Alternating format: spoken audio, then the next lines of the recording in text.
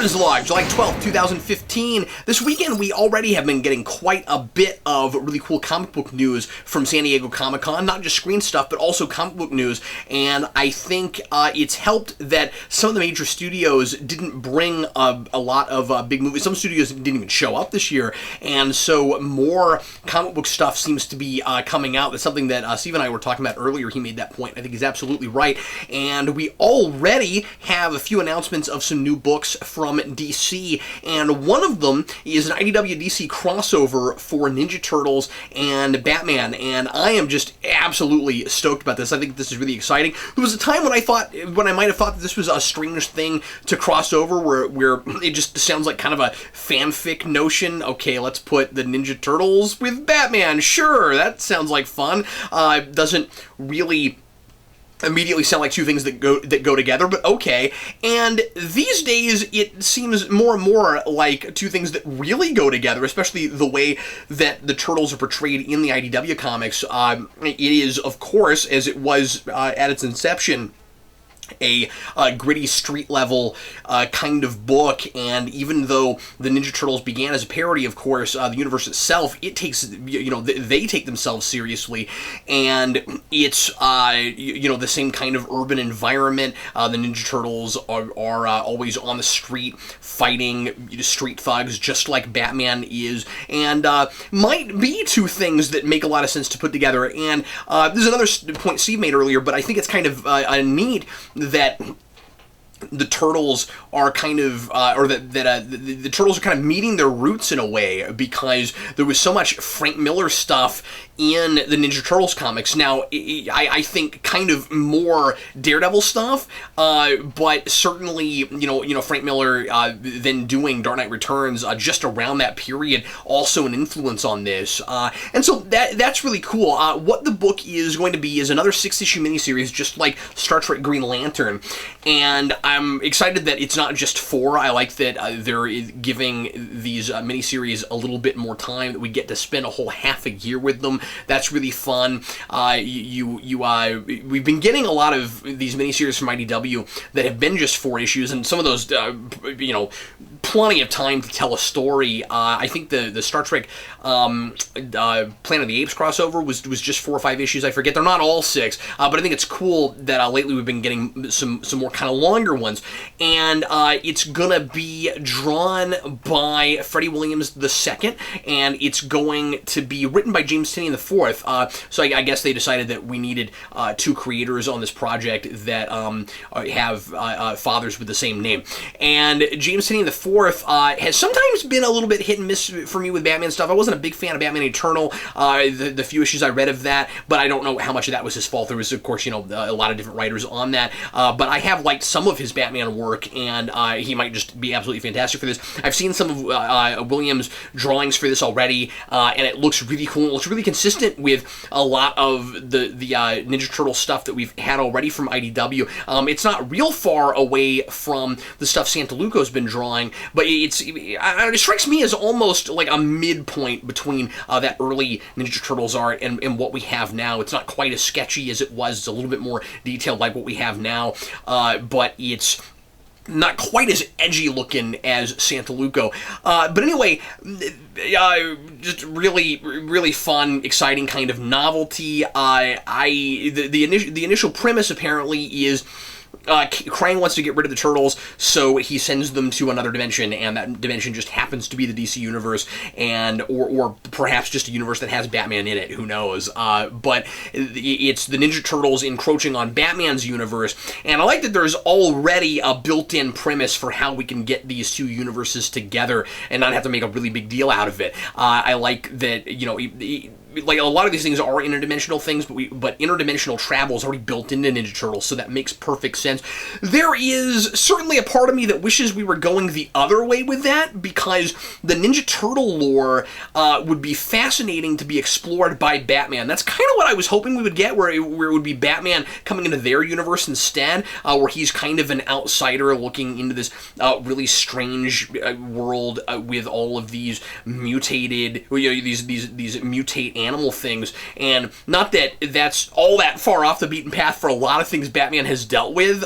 It certainly would probably not be a thing that Batman would immediately be incredibly surprised by, but it still would be kind of, you know, an outsider looking into a world that's a little bit different from his, and yet he would see a lot of similarities to, whereas the Ninja Turtles going to Batman's world, I don't know how strange that's going to appear to them, unless, you know, it's a story about madness like so many Batman stories are, and suddenly they find themselves dealing with, you know, all of these psychopaths that seem, this might be the way that they go, really, you know, psychopaths that even though they are human, they seem even less human than a lot of the mutated creatures that the Ninja Turtles find themselves dealing with, because a lot of the bad guys the Ninja Turtles deal with aren't necessarily psychotic, just and deranged so much as they are, you know, power mad and wanting to, you know, take over the world and get as much power as they can.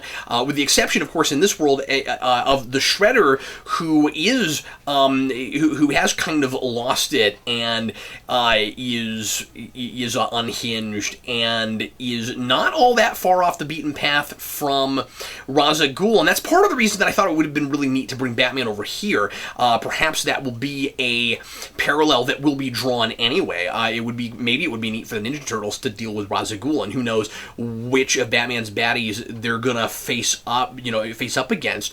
But the Shredder in the current IDW version has a lot in common with Ra's al Ghul, because both of them are kind of immortal. I guess the Shredder isn't immortal, but he's lived a really long time, just like Ra's al Ghul has. And the longer they've lived and run these kind of ninja empires, and they both sort of have the ninja thing, they've become crazier and crazier. And for Shredder, it's with mutagen, and with Ra's al Ghul, it's with the Lazarus Pit. And so, you know, that would be a really cool thing, really interesting thing to put together.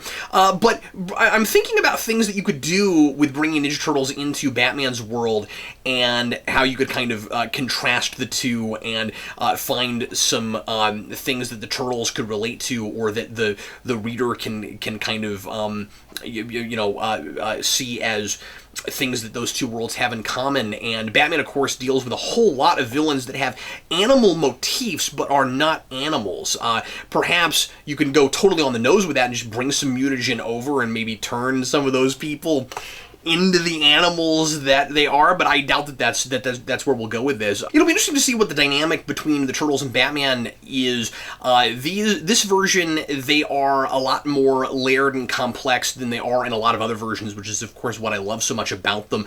They can be kind of fun and wacky a little bit, but they've been through a whole lot, and they're all, you know, jaded to some degree. Each of them are very, very different characters, and but they're not just the, you know, silly, jokey, one-note kind of characters. And so I suspect that we won't have the dynamic where you have the, you know, realistic, more grounded, but like, you know, really brutish character that's constantly irritated with these other characters for constantly cracking jokes and stuff. Maybe there'll be a little bit of that, but I'd really like to see more of a personal relationship between them, and to see, I mean, because it's kind of weird to cross, you know, a 4-protagonist story with a 1-protagonist thing. You know, I wonder how much of Batman's Bat family will be involved in this, if at all, or if it's really just going to be Batman hanging out with the Ninja Turtles.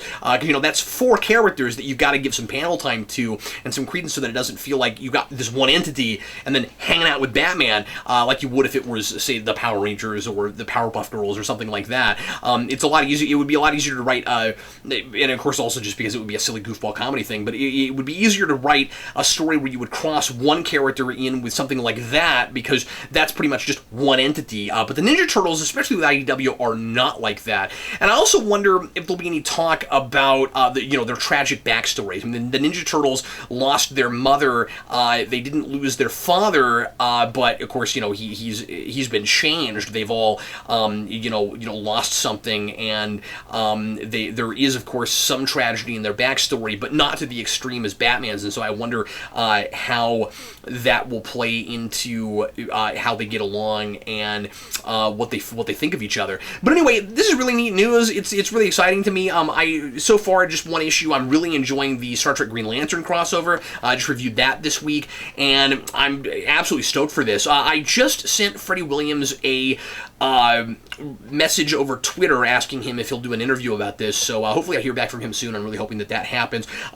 From what I've read, and I don't know if he's still out here, but apparently he lives or did live in Kansas City, and so I might be able to get an in-person interview with him, which is really kind of what I'm hoping to do. So anyway, I'll let you know if that ends up happening down in the pipeline, and in the meantime, thanks for watching. What do you think about this news? Is this a really exciting, fun thing for you, and are you going to read it? One of the things, I'm going to mention this earlier, that I'm also really excited about this is maybe more people will try out IDW Ninja Turtles after this. Now, since it's James Tynion IV, it sounds like it's going to be kind of more geared for Bat fans, which is certainly smart from a business standpoint, but I'm hoping that he brings in some IDW lore, and the way these crossovers have been so far, it seems like that's very likely to happen. I don't know how much stock we can take into the fact that Donatello is on the cover in his regular body, and if that means that Donatello is not going to be in Metalhead's body anymore by the time we get there, or if this is just going to be kind of generically that continuity, but you know, it could be set kind of at any time. So far, all of the extra stories they've done have been squarely set in a particular part of the canon. Even the Turtles in Time story, you know, happens at a particular time, even though they are time traveling, you know, within that canon. So I would suspect that the same will be true of this, and I always wonder if these crossovers are canon or not. I really wonder if the Ninja Turtles, because there's always talk about the stuff that's been happening recently in these crossovers, so it makes me, or at least there usually is. There's not much yet here with this, but you know, I keep wondering, like, did the Ninja Turtles, according to their book, actually meet the Lone Gunman, and did they actually meet the Ghostbusters? It certainly feels like it fits directly into their canon, and we just kind of interrupted the status quo and what's going on right now in order to tell that story, but that it actually happened. I wonder if the same will be true of Batman. The same thing happened for a minute with Spawn Batman, where Batman's, you know, back in the 90s, where at the end of the Spawn Batman book, Batman throws his, spoiler alert for the end of that, in case you haven't seen Spawn here, where Batman throws a Batarang that goes squarely into the middle of Spawn's face, and then the very next issue of Spawn, he's got this big gash in his face, and that was supposed to be from that, which would make that part of the proper Spawn canon, but then you know, it was immediately retconned with a editor's note at the bottom of the page. Anyway, thanks for watching, folks. Sure appreciate it. Let me know what you think about this in the comments. And in the meantime, I'm Captain Logan, and this concludes today's Captain's Log.